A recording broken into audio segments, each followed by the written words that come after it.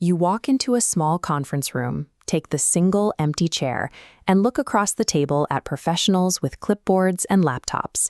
It is easy to feel like a guest invited to a presentation, but under the law, that is an inaccurate reflection of your role.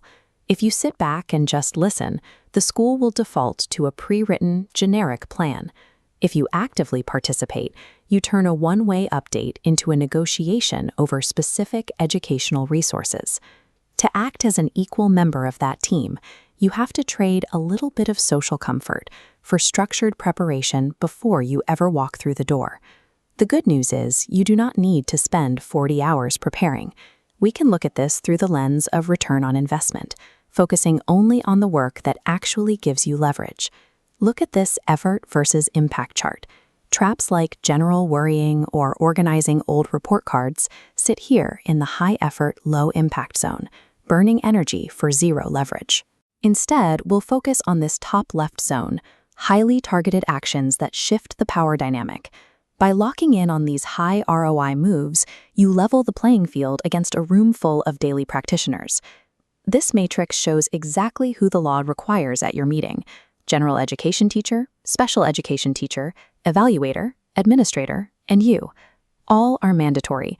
The teachers hold the ground truth on daily instruction, while the evaluator translates cognitive data into practical classroom strategies. None of these required members can legally skip the meeting unless two strict conditions are met. You sign a written excusal agreement, and that person submits their input in writing beforehand. Enforcing this rule means you might have to deny an excusal request, and that can cause some temporary social friction with the school staff. But knowing this exact roster gives you the immediate authority to spot missing key players and pause an invalid meeting before decisions get made without the right expertise in the room. Once you are at the table, you need to identify the single most important official sitting across from you, the local education agency, or LEA, representative.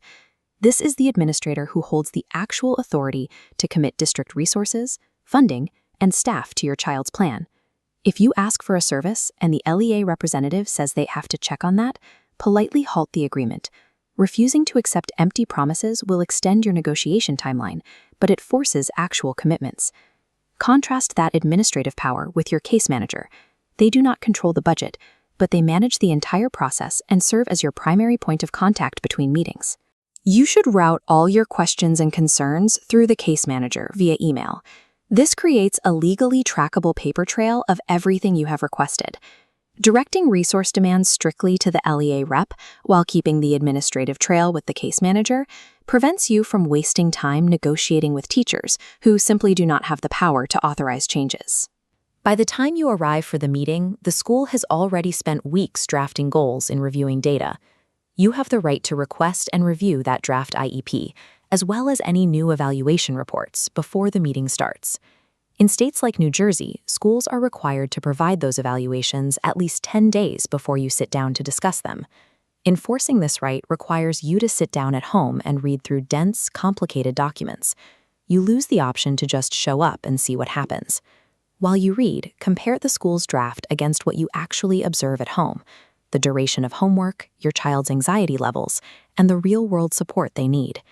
Enforcing the 10-day rule shifts you from reacting to live surprises to driving the agenda with targeted questions based on the documentation. Once you have reviewed the documents and the meeting begins, the focus shifts to the live negotiation of the proposed goals. Accepting vague statements, like a goal stating your child will simply improve reading by the end of the year, is a massive risk.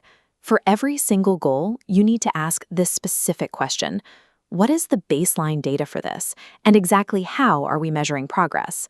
Forcing educational professionals to justify their pre-written drafts with hard numbers will slow down the meeting pace, and it can feel slightly confrontational. But a goal without a clear starting point and a strict measurement method is entirely unenforceable. Introducing this polite friction ensures the plan will actually be tracked and executed. As the meeting wraps up, you will likely feel an immense unspoken pressure to sign the finalized document before you leave the room. This flowchart maps your options. If you feel rushed, follow this path. Take the document home. Same-day signatures aren't required. Alternatively, for isolated objections, follow this second branch for partial consent. Sign it, but write, "I consent, but object to." and name the specific section. Your signature is your ultimate point of leverage. Because special education services cannot legally begin without your consent, withholding it forces the school to resolve your objections. Effective advocacy requires trading the natural desire to be agreeable for the necessity of objective clarity. If you are a first-time parent navigating this, your playbook is simple. Prioritize requesting the draft early, bring a written list of questions, and take the document home instead of signing it immediately. If you are a veteran parent who has been to several of these meetings, focus on testing the LEA representative's authority and demanding strict baseline data for every single proposed goal. Remember, you possess the unilateral right to bring a support person or advocate to the meeting. You don't need the school's permission for backup. You are a legally equal, required member of the team. Your preparation at home is the factor that dictates your child's educational future.